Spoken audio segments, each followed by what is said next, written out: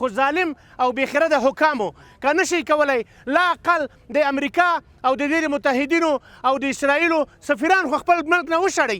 الحمدلله زموږ په افغانستان کې نه د امریکا سفیر شته او نه د اسرائیلو.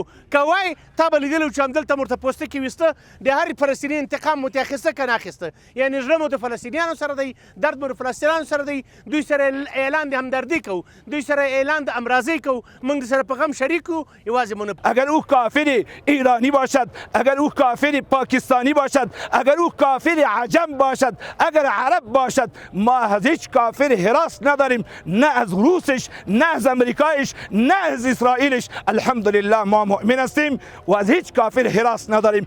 او هلته غزه کې به زمون خويندې په سپو دړلې، هلته غزه کې به زمون خويندې په سپو دړلې، خو په عربو کې بیا ښځې ګډېدې ربا.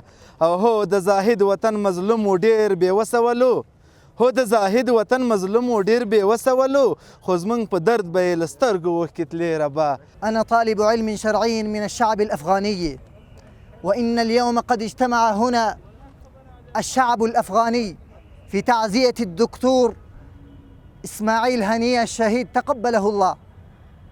وإننا نقول للشعب الفلسطيني، وإننا نقول لمظلومي فلسطين ولمكلومي فلسطين بأننا أمة واحدة، ولو تباعدت الأجسام ولو تفارقت الأبدان فنحن أمة واحدة. مهما تباعدت البلدان ونحن أمة واحدة، نحن أمة محمد العربي صلى الله عليه وسلم.